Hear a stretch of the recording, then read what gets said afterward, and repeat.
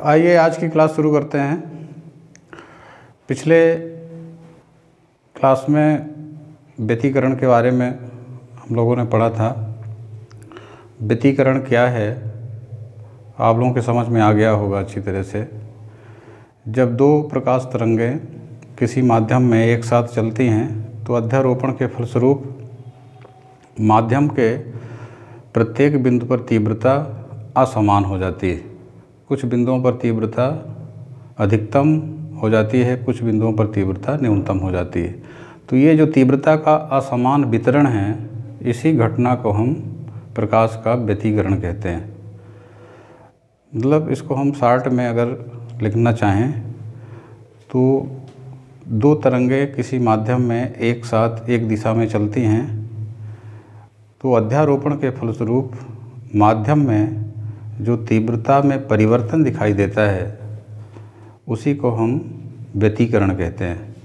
और जो एक पैटर्न प्राप्त होता है अधिकतम तीव्रता और न्यूनतम तीव्रता का एक जो फिगर प्राप्त होता है उसी को हम व्यतिकरण प्रतिरूप या व्यतिकरण चित्र कहते हैं। प्रायोगिक स्तर पर व्यतिकरण को प्रदर्शित करने के लिए अनेक वैज्ञानिकों ने प्रयास किया, लेकिन यंग ने अपने द्वि स्लिट प्रयोग के माध्यम से व्यतिकरण को प्रायोगिक रूप में प्रदर्शित करके दिखाया और व्यतिकरण की घटना को प्रूफ किया। तो आज हम व्यतिकरण से संबंधित यंग के द्वि स्लिट प्रयोग की चर्चा करेंगे। उसके पहले व्यतिकरण की जो आवश्यक शर्त है, एक इम्पॉर्टेंट प्रश्न अक्सर पूछा जाता है इस चैप्टर से कि व्यतिकरण की आवश्यक शर्त बताइए। एक और प्रश्न इसमें बनता है कला संबद्ध स्रोत के लिए, कला संबद्ध स्रोत किसे कहते हैं, छोटा प्रश्न बनता है। तो इसको भी आप लोग तैयार कर लेंगे। व्यतिकरण की आवश्यक शर्तों के अंतर्गत पहली शर्त जो होती है, जिन तरंगों के बीच अध्यारोपण हो रहा है वो तरंगें कला संबद्ध स्रोत से आनी चाहिए।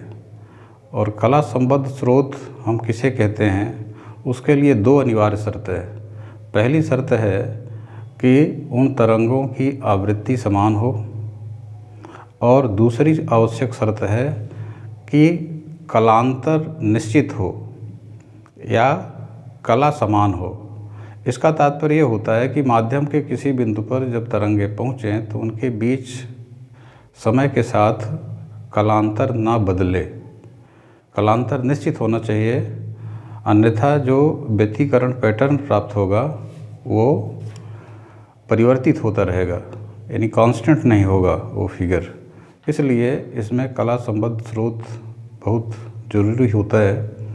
आवृत्ति समान होनी चाहिए और कलांतर निश्चित होना चाहिए। तो पहली व्यतिकरण की शर्त बन जाती है कि जिन तरंगों के बीच अध्यारोपण हो रहा है उनकी आवृत्ति समान हो और कला समान हो या कलांतर निश्चित हो। दूसरी आवश्यक शर्त होती है कि प्रकाश एक वर्णी होना चाहिए। आपने देखा है कि अनेक रंग के प्रकाश होते हैं और रंगों की जो भिन्नता होती है वो तरंग दैर्घ्य में भिन्नता के कारण होती है। तो अगर अलग अलग रंग का प्रकाश होगा तो उनकी तरंग दैर्घ्य अलग अलग होगी, आवृत्ति अलग अलग होगी। इसलिए इसमें एक वर्णी प्रकाश का इस्तेमाल किया जाता है। एक वर्णी का मतलब एक निश्चित तरंग दैर्घ्य का प्रकाश होना चाहिए। तीसरी आवश्यक शर्त है आयाम समान होना चाहिए। तरंगों के आयाम समान होना चाहिए, लगभग समान होना चाहिए। अगर पूरी तरह से समान नहीं है, ऐसी स्थिति में व्यतिकरण प्रतिरूप ज़्यादा स्पष्ट बनता है। उसमें जो उच्चतम तीव्रता के बिंदु होते हैं वो अधिक चमकीले होते हैं और जो डार्क बिंदु होते हैं उनकी डार्कनेस ज़्यादा गहरी होती है, यानी न्यूनतम तीव्रता लगभग शून्य के करीब होती है। तो ये तीसरी शर्त हो जाती है। चौथी शर्त सामान्य शर्त है कि ये तरंगें एक दिशा में चलें या सरल रेखा में चलें जिससे अध्यारोपण हो सके। पांचवी एक शर्त इसमें जोड़ी गई है कि अगर ध्रुवित प्रकाश का उपयोग हम व्यतिकरण में कर रहे हैं तो उनके ध्रुवण की दशा समान होना चाहिए या एक ही तल में कंपन होना चाहिए, तरंग के कंपन एक तल में होना चाहिए। उस स्थिति में व्यतिकरण की संभावना बनेगी। तो ये 5 शर्त आप लोग याद रखेंगे। और कला संबद्ध स्रोत क्या है, किसे कहते हैं, ये भी याद रखेंगे। अब देखिए, कला संबद्ध स्रोत आवश्यक है व्यतीकरण के लिए। सामान्यतया जब हम 2 अलग अलग स्रोतों का इस्तेमाल करते हैं तो उनसे व्यतीकरण नहीं बनता। उसका कारण ये है कि वो कला संबद्ध कभी नहीं हो सकते। कला संबद्ध स्रोत बनाने के लिए वैज्ञानिकों ने अलग अलग तरीका अपनाया। उसी के आधार पर व्यतीकरण 2 तरह से कराया जाता है, या कला संबद्ध स्रोत 2 तरह से प्राप्त किया जाता है। एक तरंगाग्र विभाजन विधि है, दूसरी आयाम विभाजन विधि है। तरंगाग्र विभाजन विधि में हम 1 स्लिट को 2 स्लिट में कन्वर्ट करते हैं, जैसा कि यंग ने किया है।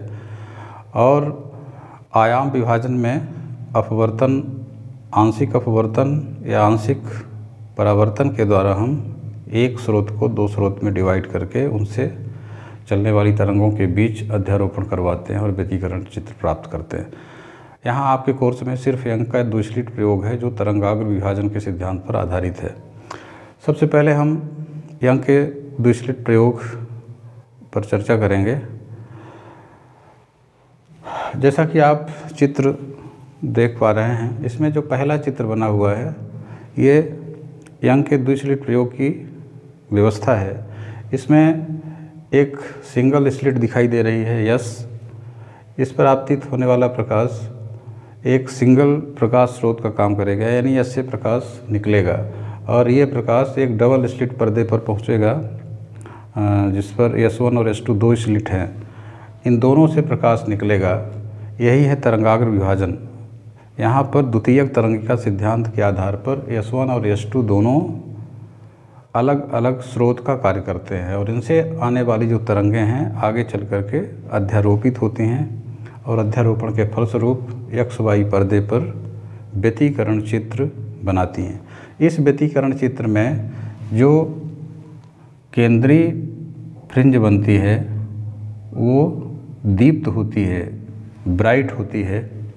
इसके बाद पर्दे पर ऊपरी भाग में एकांतर क्रम में अदीप्त, दीप्त, दीप्त, दीप्त इस तरह से फ्रिंजें बनती है। इसी तरह से पर्दे के निचले वाले भाग में, यानी केंद्रीय दीप्त फ्रिंज के नीचे फिर से अदीप्त, दीप्त, इस तरह से एकांतर क्रम में हमें फ्रिंजें प्राप्त होती।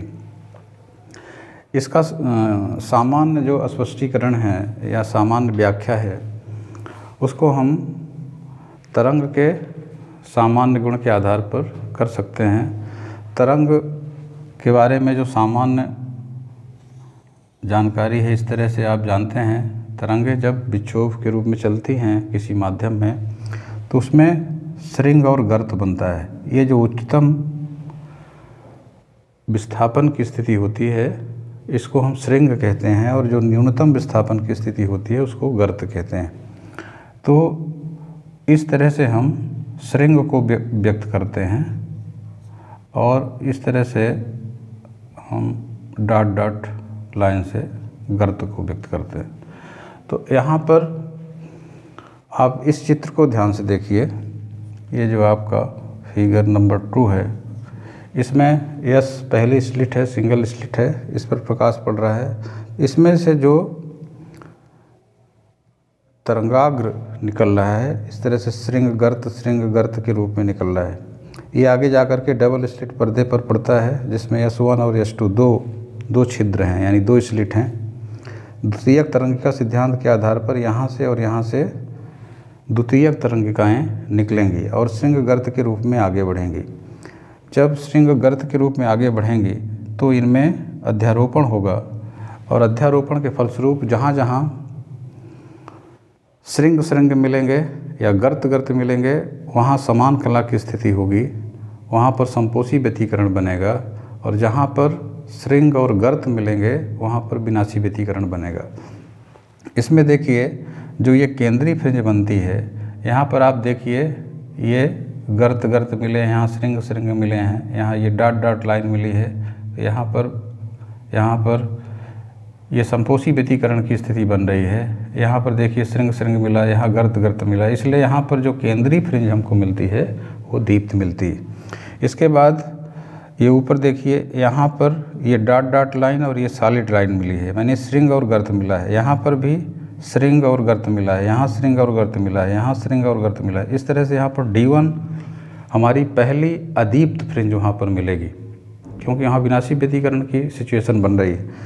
इसी तरह से ऊपर फिर से ये सिचुएशन बनेगी, पहली दीप्त फ्रिंज केंद्रीय फ्रिंज के बाद की ये पहली दीप्त मानी जाएगी, फिर यहाँ पर डार्क बनेगी, फिर ये ब्राइट बनेगी। इसी तरह से पर्दे के निचले भाग में ये डार्क ब्राइट इस क्रम में हमको फ्रिंजें प्राप्त होंगी। तो श्रृंग गर्त के आधार पर हम संपोषी और विनाशी व्यतिकरण के आधार पर हम ये बता सकते हैं कि पर्दे पर दीप्त अदीप्त फ्रिंजें क्यों बनती हैं। अब इसके बाद इसमें गणितीय भाग आता है। गणितीय विवेचना करते हैं और फ्रिंज की चौड़ाई ज्ञात करते हैं, यानी जो फ्रिंजें प्राप्त होती हैं वो कितनी चौड़ी फ्रिंजें बनेगी और उनकी चौड़ाई किन बातों पर निर्भर करेगी। तो आइए फ्रिंज चौड़ाई निकालते हैं। अब यहाँ हम सैद्धांतिक चित्र बनाएंगे। मान लीजिए ये आपकी सिंगल स्लिट है, ये यस है, और यहाँ पर ये डबल स्लिट पर्दा है, S1 और S2। यहाँ पर ये आपका ये XY पर्दा हो गया। ये पर्दे का मध्य बिंदु माना जाता है, ये स्लिट का मध्य बिंदु हो गया। यहाँ से श्रृंग गर्त के रूप में तरंग आगे बढ़ेगी और यहाँ से द्वितीयक तरंगिकाएँ उत्सर्जित होंगी, तो यहाँ भी श्रृंग गर्त बनेगा, जैसे पिछले चित्र में दिखाया गया था। एक आध दो श्रृंग गर्त इसमें दिखा सकते हैं। अब देखिए यहाँ पर दीप्त फ्रिंज तो बनती ही है, उसकी भी व्याख्या करेंगे। पर्दे के किसी बिंदु पर, जैसे मान लीजिए यहाँ पर हम कोई बिंदु लेते हैं, तो यहाँ पर दीप्त और अदीप्त फ्रिंज बनने की क्या स्थिति होगी, क्या शर्त होगी, क्या कंडीशन होगी, उसको हम कैसे ज्ञात करते हैं।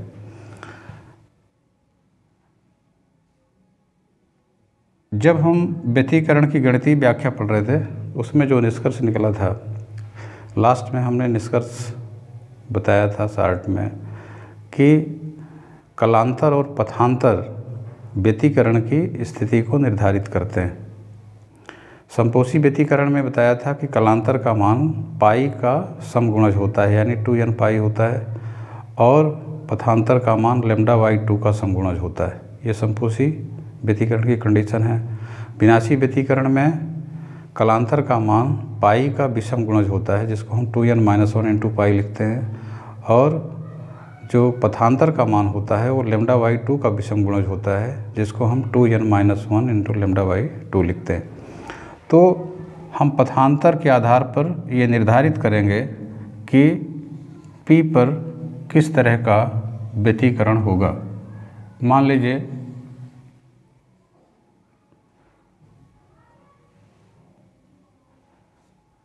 S1 और S2 से चलने वाली तरंगें P पर पहुंच रही हैं। S1 से चलने वाली तरंगें P पर S1P दूरी तय करेंगी, और S2 पर चलने वाली तरंगें P पर S2P दूरी तय करेंगी। तो जो पथांतर का मान होगा, पथांतर को हम डेल से डिनोट करते हैं, ये S2P माइनस S1P के बराबर होगा। देखिए P पर अगर हम पथांतर देखें तो ये दूरी और ये दूरी समान होगी, क्योंकि ये मध्य बिंदु से खींचा गया है। तो P0 पर पथांतर 0 होगा, और 0 पथांतर यानी λ/2 का समगुणज माना जाता है। n का मान अगर 0 रखेंगे तो 2n λ/2 बराबर 0 आएगा। इसका मतलब है कि P0 पर समपोषी व्यतिकरण की स्थिति बन रही है। इसमें कोई प्रूफ करने की ज़रूरत नहीं है। लेकिन P अगर हम कोई अन्य बिंदु पर्दे पर लिए हैं तो उस पर पथांतर का मान क्या होगा, S2P माइनस S1P होगा। अब पथांतर का मान हम कैसे निकालें, तो पथांतर का मान निकालने की जो सबसे सरल और शॉर्टकट विधि है उसी को मैं बता रहा हूँ। 2-3 विधियाँ हैं, लेकिन इस विधि से आप जल्दी निकाल लेंगे। अगर हम S1 से एक लंब डाल दें इस टाइप से, S2P पर अगर हम S1 से एक लंब डाल दें, S2A मान लेते हैं इसको, S2A मान लें, तो देखिए यहाँ पर S1P और AP ये समान हो जाएगा। अतिरिक्त दूरी बचेगी आपकी S2A, यानी पथ का जो अंतर होगा वो S2A होगा। तो अगर हम S2A का मान निकाल लें, पथांतर मालूम हो जाएगा। तो इसके लिए हम मान लेते हैं कि यहाँ पर ये जो कोण बन रहा है वो थीटा है। एक काम इसमें और करते हैं, O को हम P से मिला देते हैं, O को हम P से मिला देते हैं। यहाँ पर जो बनने वाला कोण है वो इसके बराबर होगा। इसको ज्यामितीय ढंग से प्रूफ किया जा सकता है, लेकिन इसे हमें प्रूफ नहीं करना है। ये थीटा ही होगा, ये थीटा है। तो अब देखिए यहाँ पर हम 2 त्रिभुज कंसीडर करते हैं। एक त्रिभुज आपका बन रहा है S1 S2A, S1 S2A। ध्यान से देखेंगे, त्रिभुज S1 S2A, ये त्रिभुज किस त्रिभुज के समरूप होता है, PO P0, यानी त्रिभुज PO P0। अब ये दोनों त्रिभुज जब समरूप हो जाएंगे तो समरूपता की शर्त है संगत भुजाओं का अनुपात बराबर होता है। तो इसमें हम क्या करते हैं, S2A भुजा लेते हैं। S2A इसके संगत भुजा होती है P0P, P0P बराबर।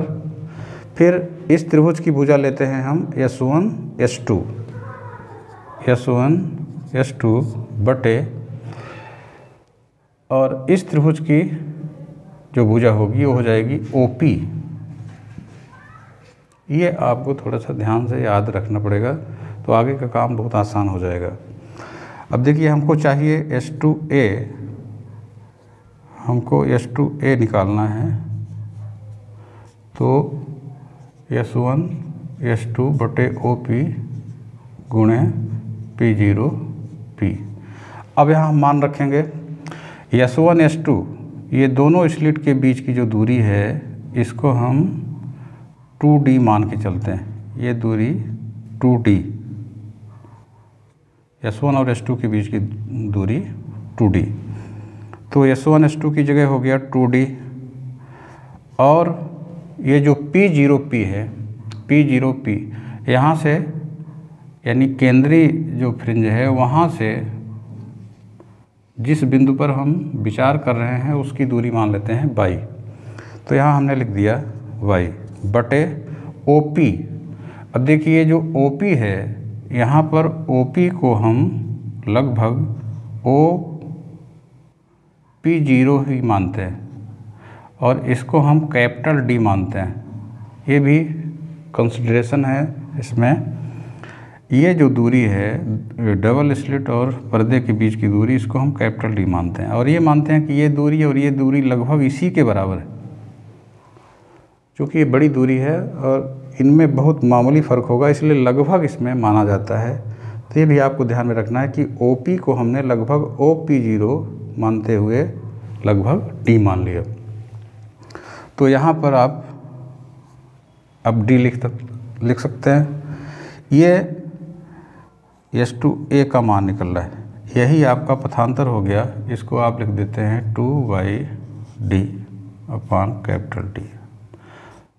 तो एक चीज़ इसमें निकल आती है, पथांतर। अब पथांतर की जो अलग अलग स्थितियां हैं दीप्त फ्रिंज के लिए और अदीप्त फ्रिंज के लिए, तो क्रमशः हम विचार करेंगे। अब इसको ध्यान में रखना है।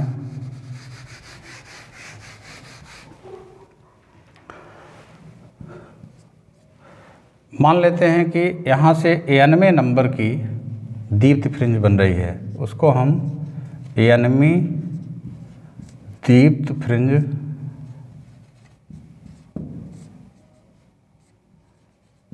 की दूरी इस तरह से लिखें। एक अपनी भाषा बना के अपनी स्टाइल से लिखने की कोशिश कीजिए। किताब में बहुत बृहद देता है तो पूरे हर स्टेप लिखेंगे तो बहुत लंबा हो जाता है, तो थोड़ा सा संक्षेप करने की कोशिश करना चाहिए। 91वीं दीप्त फ्रिंज की दूरी हम निकालना चाहते हैं। मान रहे हैं कि ये केंद्रीय जो दीप्त फ्रिंज है, इसके बाद जब हम गिनना करेंगे 1 2 3 4 5, तो 91वें नंबर की दीप्त फ्रिंज मान लीजिए पी पर बन रही। तो दीप्त फ्रिंज कब बनेगी? पथांतर का मान जब λ/2 का समगुणज होता है तब दीप्त फ्रिंज बनती है। तो यहाँ हम 91 के लिए क्या लिखेंगे? 2yn D/D बराबर 2n λ/2। हमको yn निकालना है, तो yn बराबर हो जाएगा। अब देखिए ये 2 λ/2 इंटू D/2 D आ जाएगा। इसको सरल करके लिख लेंगे तो इसमें 2 अब काट सकते हैं।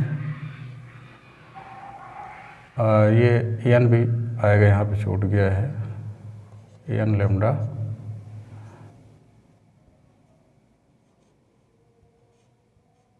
तो ये 2 के कटने के बाद बचेगा n λD/2D,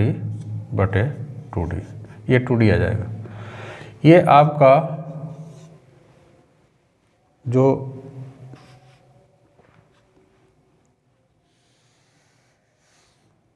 संबंध निकला, ये 91वीं दीप्त फ्रिंज की दूरी हो गई। इसी तरह से अगर हम 91वीं अदीप्त फ्रिंज की दूरी निकालना चाहें, 91वीं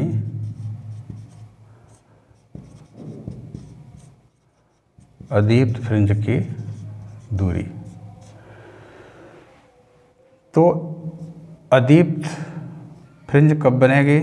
जब पथांतर का मान λ/2 का विषम गुणज होगा, यानी डेल बराबर होगा 2n-1 इंटू λ/2। अब देखिए 91 के लिए जो हमने पथांतर का मान निकाला था, ये यहाँ हम y की जगह yn लिखेंगे। ये 91वीं अदीप्त के लिए इंटू स्मॉल d बटे कैपिटल डी, यही आया था ना, जैसे इसमें लिखे हैं वैसे इसमें लिखेंगे। ये बराबर हो गया 2n-1 इंटू λ/2। अब इसमें yn का मान निकालेंगे तो 2n-1 लैम्डा, ये कैपिटल डी उधर चला गया, नीचे क्या क्या आएगा?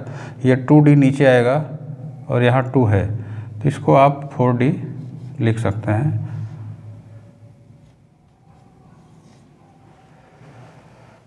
टू डी और डी अलग अलग करेंगे उससे कोई मतलब नहीं है, इसलिए आप 4d लिख दीजिए, कोई दिक्कत नहीं। ये आपका जो संबंध निकला, ये 91वें अदीप्त फ्रिंज की दूरी के लिए। अब देखिए जो हमको फ्रिंजें मिलती हैं, अब यहाँ आपको ध्यान से समझने की ज़रूरत है। जो फ्रिंजें हमको मिलती हैं एकांतर क्रम में दीप्त दीप्त दीप्त अदीप्त ऐसे मिलती है। जैसे ये केंद्रीय फ्रिंज हो गई, इधर इसी तरह से इधर ये अदीप्त, फिर ये यहाँ पे ऐसे।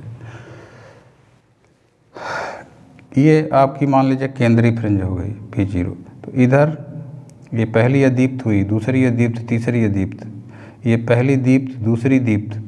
यहाँ इस बात को पकड़ना है कि दो दीप्त फ्रिंज के बीच अदीप्त फ्रिंज है और दो अदीप्त फ्रिंज के बीच दीप्त फ्रिंज है। अगर हम कोई भी दो क्रमागत अगर हम दीप्त फ्रिंज के बीच की दूरी निकालें तो वो अदीप्त फ्रिंज की चौड़ाई होगी। ये देखिए, ये जो दूरी है, ये इतनी दूरी जो है, ये इन दोनों दीप्त फ्रिंजों के बीच की दूरी है, इसलिए ये अदीप्त की चौड़ाई हो जाएगी। इसी तरह से अगर हम दो क्रमागत अदीप्त फ्रिंज के बीच की दूरी ये निकालें, इस और इस फ्रिंज के बीच की ये दूरी है, इतनी दूरी, ये जो है दीप्त फ्रिंज की चौड़ाई हो जाएगी। यानी बहुत इजी कॉन्सेप्ट है। यहाँ पे दो क्रमागत दीप्त फ्रिंजों के बीच की दूरी निकालेंगे, अदीप्त फ्रिंज की चौड़ाई आ जाएगी। दो क्रमागत अदीप्त फ्रिंज के बीच की दूरी निकालेंगे तो दीप्त की चौड़ाई आ जाएगी। तो यही करते हैं यहाँ पे।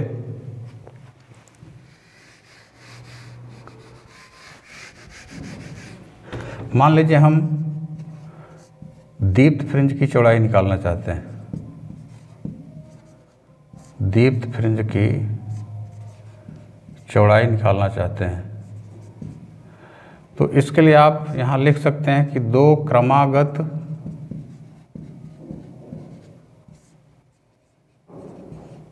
अदीप्त फ्रिंजों के बीच की दूरी बिल्कुल स्पष्ट है। दीप्त फ्रिंज की चौड़ाई बराबर दो क्रमागत अदीप्त फ्रिंजों के बीच की दूरी। अब देखिए, क्रमागत का मतलब क्या होता है? जैसे दूसरा तीसरा, तीसरा चौथा, चौथा पाँचवा, पाँचवा छठवां, कोई भी इस तरह से क्रमागत होगा। तो जनरल फॉर्म में हम n+1वां क्रमागत मान सकते हैं। यानी n+1वीं फ्रिंज की दूरी में से अगर nवीं फ्रिंज की दूरी घटाते हैं तो ये क्रमागत फ्रिंजों के बीच की दूरी हो जाएगी। तो यहाँ पर हम बाई n+1 और बाई n ले लेते हैं। अब देखिए, ये अदीप्त फ्रिंजों के बीच की दूरी हमें निकालनी है। अदीप्त फ्रिंज के लिए ये सूत्र आपको प्राप्त हुआ है, ये n में अदीप्त फ्रिंज की दूरी।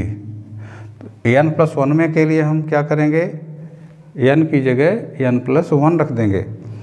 तो 2 × n+1 फिर -1 आएगा।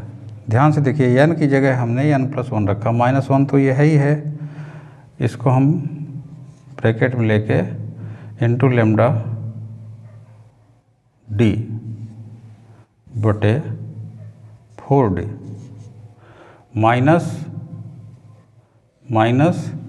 n में के लिए यही आ जाएगा, यानी 2n-1 into lambda into capital D बटे 4d। ये n में के लिए हो गया, ये n+1 में के लिए, ये n में के लिए।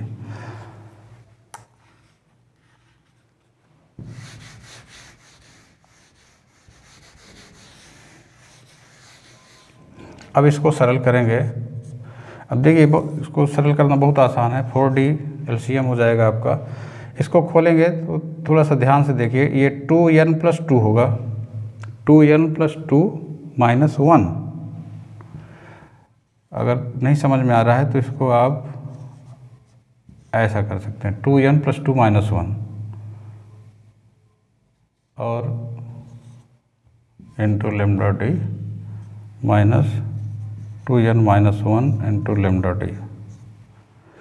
अब अगले क्रम में आप क्या करें, ये लेमडा d का गुणा कर दीजिए, ज़्यादा स्टेप मत बढ़ाइए। 2n लेमडा d, ये 2-1 1 हो गया, 2-1 1 हो गया, 1 का लेमडा d से गुणा होगा तो प्लस लेमडा d आएगा, +1 होगा तो प्लस लेमडा d आएगा। माइनस इसका गुणा करेंगे तो 2n लेमडा d और माइनस माइनस प्लस हो जाएगा, minus minus plus lambda d बटे 4d। अब देखिए, ये माइनस में है, ये प्लस में है, ये कट जाएगा,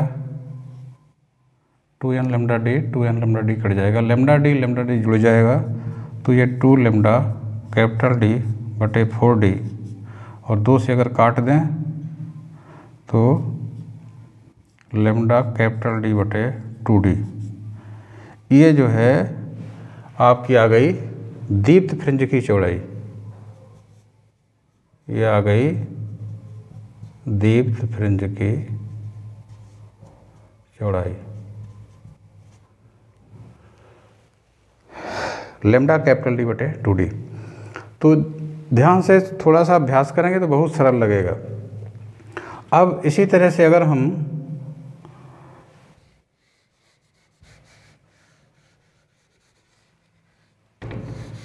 अदीप्त फ्रिंज की चौड़ाई ज्ञात करना चाहते हैं, अगर हम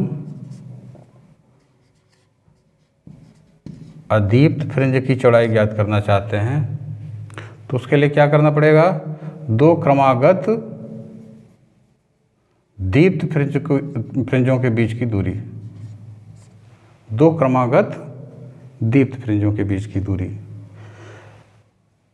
तो n+1वीं दीप्त फ्रिंज की दूरी माइनस nवीं दीप्त फ्रिंज की दूरी।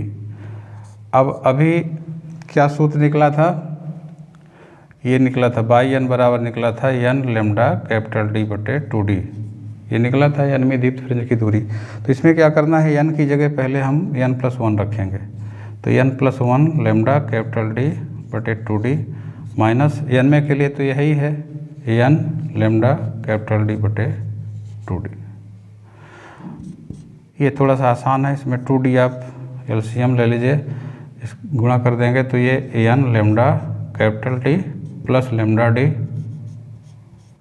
Minus n lambda capital D, n lambda D और n लेमडा D कट जाएगा तो ये लेमडा कैपिटल D बटे 2D आ जाएगा। ये आपकी आ रही है अदीप्त फ्रिंज की चौड़ाई, अदीप्त फ्रिंज की चौड़ाई। अब आप देखिए अदीप्त फ्रिंज की चौड़ाई ये निकली, दीप्त फ्रिंज की चौड़ाई ये निकली, दोनों का मान सेम है। इसका मतलब है कि समान चौड़ाई में एकांतर क्रम में दीप्त और अदीप्त फ्रिंजें प्राप्त होंगी। तो इतना इसमें करना है। इसके बाद इसमें प्रश्न बना के पूछा जाता है, छोटे प्रश्न भी आते हैं। इसमें कभी कभी पूछा जाता है कि फ्रिंज चौड़ाई का मान किन किन कारकों पर निर्भर करता है, तो इसी से आप इसका उत्तर लिख सकते हैं। इसमें देखिए पहली बात, जो फ्रिंज चौड़ाई का मान है वो लेमडा के सीधा समानुपाती होता है, यानी जिस प्रकाश का हम उपयोग कर रहे हैं उसकी तरंग दैर्घ्य अधिक होगी तो फ्रिंज चौड़ाई ज़्यादा आएगी, उसकी तरंग दैर्घ्य कम होगी तो फ्रिंज चौड़ाई कम आएगी। इसी तरह से बीटा का मान कैपिटल D के भी समानुपाती होता है, इस D के, यानी स्लिट और पर्दे के बीच की जो दूरी है कैपिटल D के समानुपाती। ये दूरी अगर ज़्यादा होगी तो फ्रिंज चौड़ाई ज़्यादा होगी और ये दूरी कम होगी तो फ्रिंज चौड़ाई कम होगी।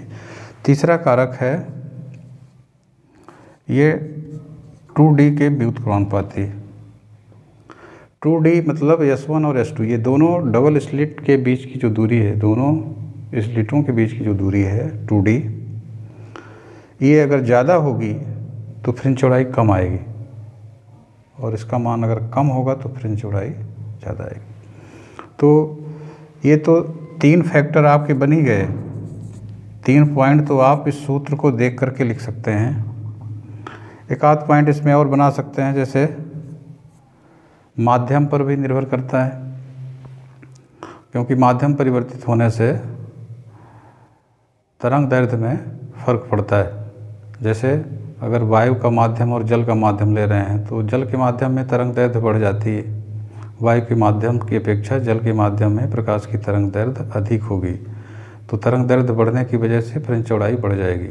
यानी अगर हम वायु के माध्यम में व्यतिकरण चित्र प्राप्त कर रहे हैं और जल के माध्यम में व्यतिकरण चित्र प्राप्त कर रहे हैं तो फ्रिंज चौड़ाई में अंतर आएगा। वायु के माध्यम में कम आएगी, कम चौड़ी फ्रिंज होगी और जल के माध्यम में अधिक चौड़ी फ्रिंजें प्राप्त होंगी। तो एक ये चौथा कारक भी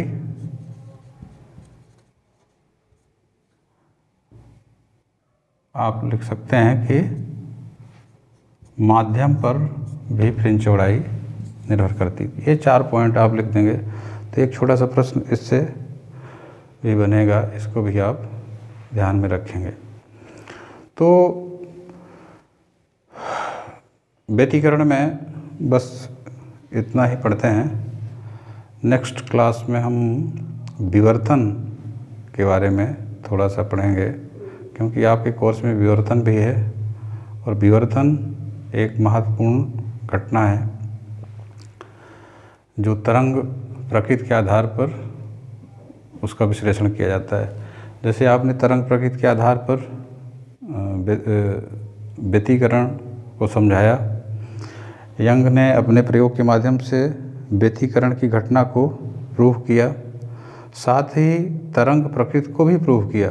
कभी कभी यंग के 2 स्लिट प्रयोग का महत्व पूछा जाता है, तो इसके 2 महत्वपूर्ण बिंदु हैं।